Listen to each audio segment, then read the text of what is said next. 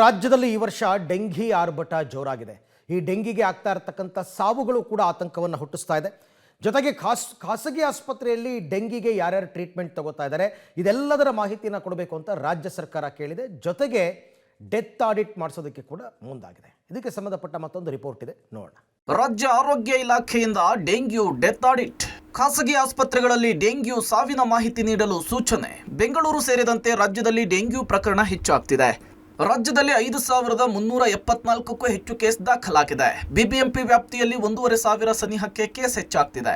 ಹೀಗಾಗಿ ಆತಂಕ ಮೂಡಿಸಿದೆ. ಕೇಸ್ ಒಂದು ಕಡೆ ಜಾಸ್ತಿ ಆಗ್ತಿದ್ರೆ ಮತ್ತೊಂದು ಕಡೆ ಡೆತ್ ಕೂಡ ಆಗ್ತಿದೆ. ಇದುವರೆಗೂ ರಾಜ್ಯದಲ್ಲಿ 7 ಜನರು ಡೆಂಗ್ಯೂಗೆ ಸಾವನ್ನಪ್ಪಿದ್ದಾರೆ.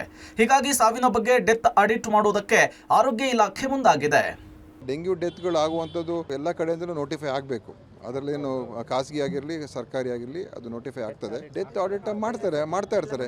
ಯಾಕಾಗಿದೆ ಡೆತ್ ಅದೆಲ್ಲವನ್ನು ಕೂಡ ಪರಿಶೀಲನೆ ಮಾಡ್ತಾರೆ. ನಮ್ಮ ಆಫೀಸರ್ಸು ಇದ್ದಾರೆ, ಮಾಡ್ತಾರೆ ಅದನ್ನು. ಖಾಸಗಿ ಆಸ್ಪತ್ರೆಗಳು ಕೂಡ ಡೆಂಗ್ಯೂ ಡೆತ್ಗಳನ್ನ ಮತ್ತು ಡೆಂಗ್ಯೂ ಕೇಸ್ಗಳನ್ನ ನೋಟಿಫೈ ಮಾಡಬೇಕಾಗುತ್ತೆ.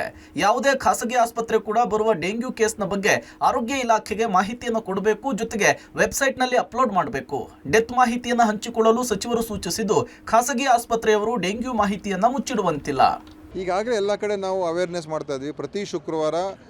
ಪ್ರತಿ ವಾರ ಎಲ್ಲ ನಮ್ಮ ಕಾರ್ಯಕರ್ತರು, ಆಶಾ ಕಾರ್ಯಕರ್ತರು, ಆರೋಗ್ಯ ಇಲಾಖೆಯ ಸಿಬ್ಬಂದಿ ಕಾರ್ಯಕರ್ತರು ಮತ್ತು ಬೇರೆ ಬೇರೆ ಸ್ವಯಂ ಸೇವಕರೆಲ್ಲ ಸೇರಿಸ್ಕೊಂಡು ಪ್ರತಿ ಮನೆಗೆ ಭೇಟಿ ಕೊಟ್ಟು ಎಲ್ಲ ಕಡೆ ಇದರ ಬಗ್ಗೆ ಜಾಗೃತಿ ಮಾಡಿಸುವಂಥದ್ದು ನಿನ್ನೆ ಪ್ರಾರಂಭ ಮಾಡಿದ್ದೀವಿ. ಸೊ ಮನೆಗೆ ಹೋಗಿ ಜನರಿಗೆ ತಿಳುವಳಿಕೆ ನೀಡುವಂಥದ್ದು ಮತ್ತು ಆ ಥರ ಒಂದು ಲಾರ್ವಾ ಕಾಣುವಂಥ ನೀರಲ್ಲಿ ಅದು ಕಾಣಿದ್ರೆ ಅದನ್ನು ನಾಶ ಮಾಡುವಂಥ ಕೆಲಸ ಮಾಡೋದಕ್ಕೆ ಅವರು ಈಗ ಶುರು ಮಾಡಿದ್ದಾರೆ.